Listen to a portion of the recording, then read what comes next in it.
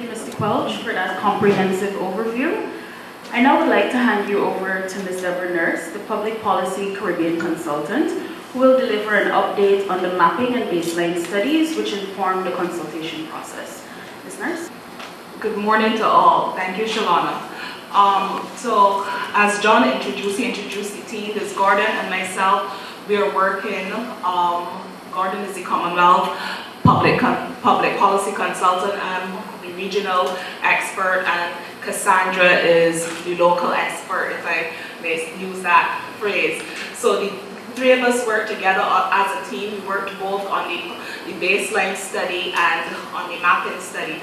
As John outlined, he gave the objectives of the overall study. The objective specifically of the baseline study is to gain an understanding. Obviously, if training is necessary, we need to be able to gain an understanding of what is the playing field, what are the public policy objectives, what are the existing issues, what are the existing capacity, and then what do you, as members of GEF and civil society, see as the training needs and the training gaps. So that was sort of the overlay, or that was basically the objectives of the baseline study. The mapping study, basically we summed up in what we have two questions of inquiry. So we really looked at how the system works and how to work the system. So we saw those two questions were the focal points in terms of the mapping study. So we wanted to get to garner information on how does public policy decision making occur in Guyana, and how do we actually interact with that system. As John had mentioned, we looked both not only in terms of look at urban area, Georgetown, we looked at rural areas. So we interviewed persons both for the baseline study. We interviewed persons in Georgetown, Berbice, Linden, Bartica. So we tried to cover the full spectrum, both looking not just to be Georgetown centric, but to have a cross section from Guyana, so that we can really say we get a representation of the issues and a representation of the public policy challenges. For the mapping study, we use what we would call, in our terms, elite interviews. So that we interviewed persons from Parliament.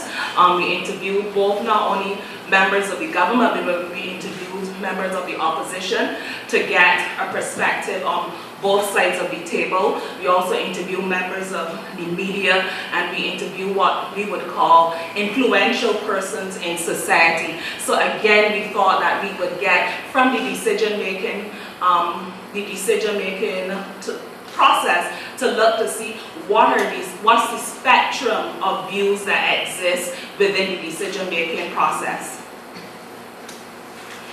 One thing, and we'll go through these 2 days, we are really presenting our findings from the mapping study and the baseline study for validation. It makes sense. We came in, we did our exercise, but the question is, did we understand correctly? Did we hear correctly? So the primary objective of these 2 days is really to validate what we would have found during our studies, during the baseline study and during the mapping study.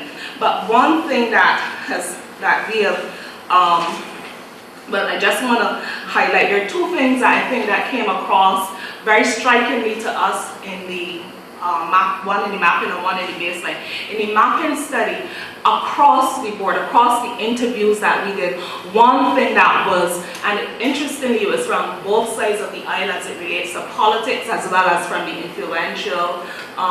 influential persons in society, is that there seemed to be a consensus that the public policy, advancement of public policy as it relates to vulnerable community has to be rights-based. There is a need for a rights-based approach. And I think it's timely that SASOD is having this sort of consultation at this time. And it's also interesting that on the decision-making side, they're seeing that a rights-based approach is necessary for the advancement. So that was one thing that we flagged within our mapping study. And I think that summarized the sort of information that we garnered from the decision makers. As it relates to as it relates to the baseline study, we found that most organizations wish to increase their engagement with government officials at the national level to advance policy change. So there was a recognition that there's local government, there's national government, but most organizations seem to say that if we're to have advancement in public policy, if we're to have public policy reform that affects societal change, that it needs to happen at national level, that the reform needs to occur at the national level.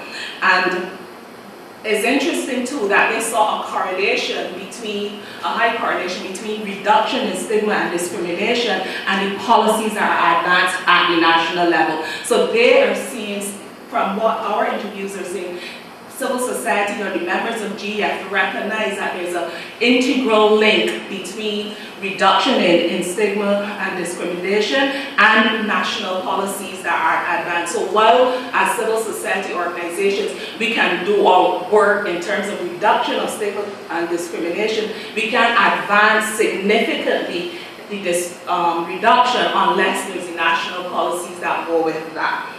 And those, in summary, are sort of the issues that came out of the report.